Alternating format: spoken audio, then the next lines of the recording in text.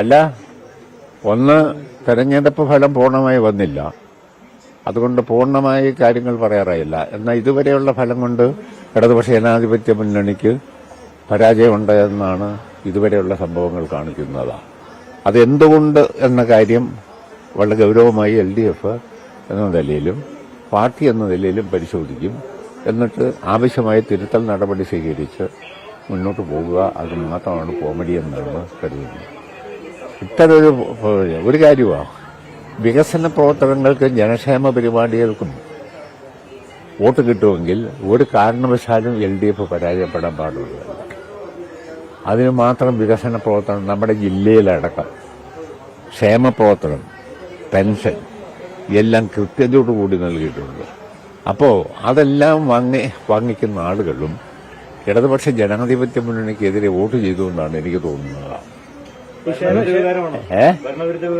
ഭരണവിരുദ്ധ വികാരമെന്നൊന്നും പറയാറായില്ല. അതെന്താണ്, അതൊക്കെ പാർട്ടി നേതൃത്വം പരിശോധിച്ചിട്ട് പറഞ്ഞോളൂ. ആശാന്റെ മണ്ഡലത്തിൽ രാജാക്കാട് പഞ്ചായത്ത് ഉൾപ്പെടെ ചരിത്രത്തിൽ ഒരുപക്ഷെ ആദ്യമായിട്ടായിരിക്കും പോയിട്ടുണ്ടാവും LDFന് ഭരണം നഷ്ടപ്പെടും. ആയിക്കോട്ടെ. എന്റെ മണ്ഡലത്തിൽ 10 പഞ്ചായത്തും പോയോ? ഇല്ല, 10 പോയിട്ടില്ല. അല്ല, രാജാക്കാട് പഞ്ചായത്താ. ശാന്തമ്പാറ LDFന് കിട്ടിയിട്ടുണ്ട്. കുടുംബിഞ്ചോല അതൊക്കെ ജയിക്കാൻ ക്ഷേമ പ്രവർത്തനങ്ങൾ സർക്കാർ നടത്തിയെന്ന് പറയുമ്പോഴും ഈ പെൻഷൻ കൊടുത്തു എന്നൊക്കെ പറയുമ്പോൾ സ്റ്റണ്ടായി, ഇലക്ഷൻ സ്റ്റണ്ടായി ആണോ ആളുകൾ കണ്ടത്? സ്റ്റണ്ടായിട്ടല്ല, ഇതെല്ലാം വാങ്ങിച്ച് നല്ല ഭംഗിയായി സാപ്പാട് കഴിച്ചിട്ടുണ്ട് ആളുകൾ.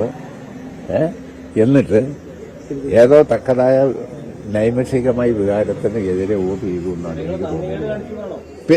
പിന്നല്ലാതെ നന്ദികേടല്ല, നല്ല അനുകൂലമാണോ ക്ഷേമ പ്രവർത്തനം, റോഡ്, പാലം, വികസന പ്രവർത്തനങ്ങൾ, ജനക്ഷേമ പരിപാടി ഇതുപോലെ കേരളത്തിന്റെ ചരിത്രത്തിൽ നടന്നിട്ടുണ്ടോ? ഇല്ലല്ലോ. ഇതെല്ലാം വാങ്ങി നല്ല ഭംഗിയായി ശാപ്പാട് കഴിച്ചവർ നല്ല ഭംഗിയായി നമുക്കിട്ട് വെച്ചു എന്നാണ് എനിക്ക് തോന്നുന്നത്.